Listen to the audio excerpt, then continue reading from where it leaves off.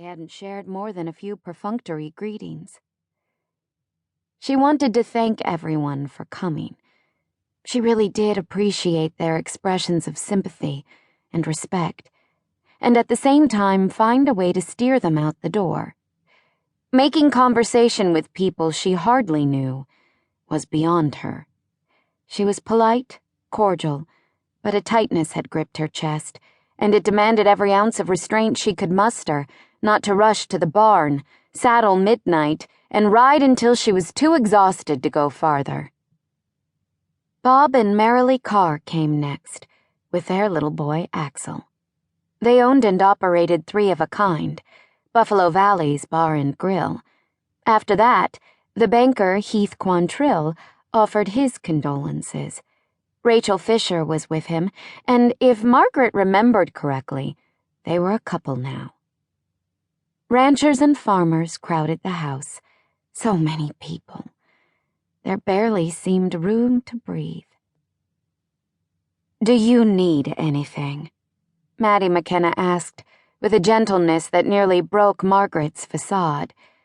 Maddie was the best friend she'd ever had. If anyone understood, it would be Maddie.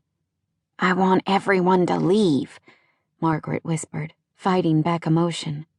The lump in her throat refused to go away, and she had trouble talking around it. Maddie took Margaret by the arm and led her down the long hallway to her bedroom.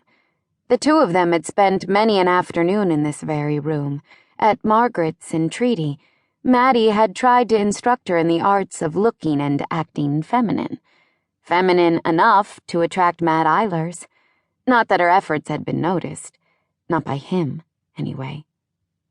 "Sit," Maddie ordered, pointing to Margaret's bed. Without argument, Margaret complied.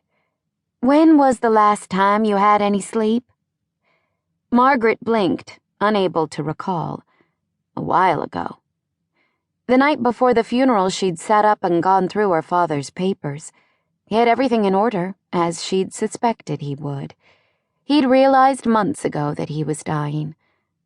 "Lie down," Maddie said. "I have a house full of company," Margaret objected weakly. It went against the grain to let someone dictate what she should or shouldn't do.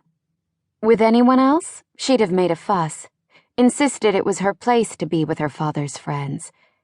"You're dead on your feet," Maddie told her. Margaret nestled her head in her pillow, surprised by how good it felt against her face, how cool and comforting. I thought I was prepared," she said, her eyes closed. "I thought I could handle this." "No one's ever ready to lose a father," Maddie said as she covered Margaret with the Afghan from the foot of the bed.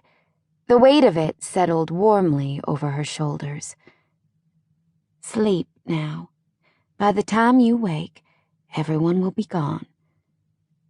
Nothing's ever going to be the same again." Margaret whispered, "You're right. It won't." Maddie's voice sounded soothing, even if her words didn't. But then, Margaret could count on her friend to tell the truth.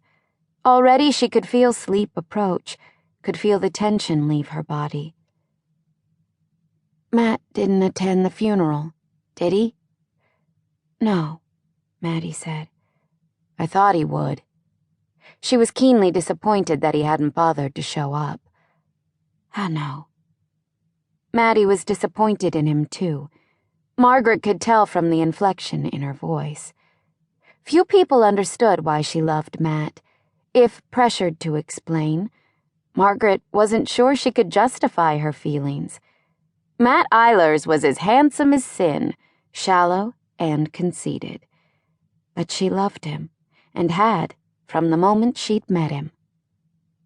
With Maddie's tutoring, Margaret had done everything possible to get Matt to recognize that she was a woman with a woman's heart. A few months back, she'd had her hair done and put on pantyhose for the first time in her life. The pantyhose had nearly wrestled her to the ground, and the new hairdo had made her look like one of the Marx brothers.